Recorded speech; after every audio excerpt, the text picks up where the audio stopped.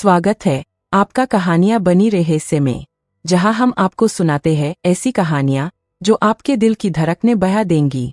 आज हम लेकर आए हैं एक ऐसी दास्तान जो रामनवमी और दशहरे से जुड़ी है।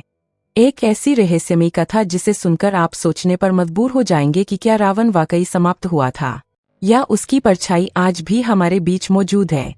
तो आइए सुनते हैं रावण की वापसी का श्राप।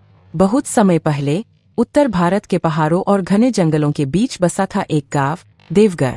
यह गांव बाहर से तो बिल्कुल सामान्य दिखता था, लेकिन इसके बारे में एक ऐसा रहस्य था जिसे सुनकर अच्छों की रूह कांप जाती थी। कहा जाता था कि जब भगवान श्री राम ने रावण का वध किया तो रावण की आत्मा का एक अंश इस धरती पर भटकता रह गया। वह अंश देवगढ़ गांव की मिट्टी में कैद हो गया।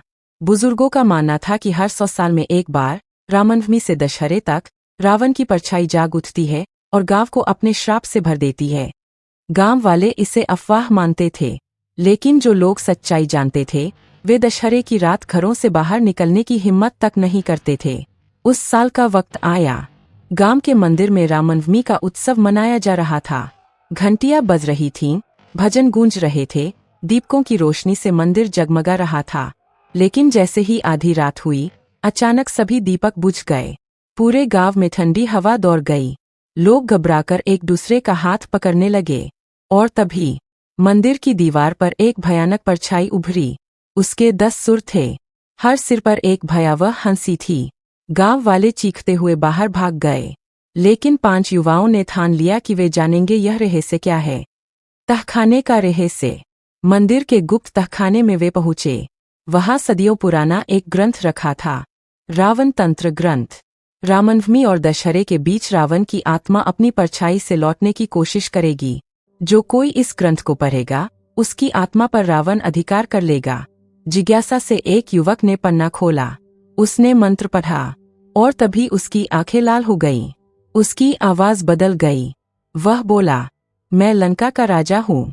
दशहरे की रात मैं लौटूंगा। बाकी युवक डर से कांपते हुए बाहर भाग गए।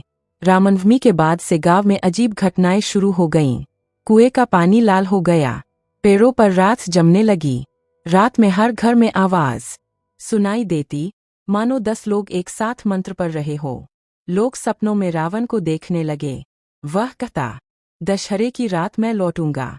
गांव के पंडित ने कहा, अगर दशहरे की रात रावण का पुतला जलाया गया तो उसकी छाया जीवित होकर गांव पर अधिकार कर लेगी। गांव वाले दशहरा रद्द करना चाहते थे, लेकिन कुछ लोग बोले, अगर हमने दशहरा नहीं मनाया तो ये बुराई और ज्यादा शक्तिशाली हो जाएगी। दशहरे की रात। वह भयावह रात आ गई। रामलीला का आयोजन हुआ। लोग कांपते हुए मैदान में पहुंचे। विशाल रावण का पुतला तैयार था। जैसे ही उसमें आग लगाई गई, चारों ओर हंसी गूंजू थी। पुतले की रात से एक काली आकृति आसमान में खड़ी हो गई। उसके 10 सिर चमक रहे थे और वह गरजा, मैं लौना हूँ। यह गाँव अब मेरा है। लोग डर से भागने लगे, लेकिन तभी मंदिर की घंटियां अपने आप बजने लगीं। श्रीराम की प्रतिमा से तेज प्रकाश निकला और उस छाया को चारों ओर से घेर लिया। वह छाया चीखते हुए बोली, यह युद्ध अभी खत्म नहीं हुआ। 100 साल बाद मैं फिर लौटूंगा। और रात में विलीन हो गई। अगली सुबह गांव वीरान था। रामलीला का मैदान सिर्फ राख से भरा था और उसमें 10 अजीब निशान बने हुए थे। गांव वालों ने कसम खाई कि वे फिर कभी दशहरा नहीं मनाएंगे।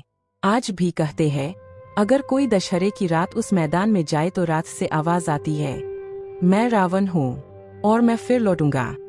दोस्तों, अगर आपको यह रहस्यमयी कहानी पसंद आई हो तो लाइक, शेयर और सब्सक्राइब करना न भूलें। हम फिर मिलेंगे एक नई रहस्य कहानी के साथ।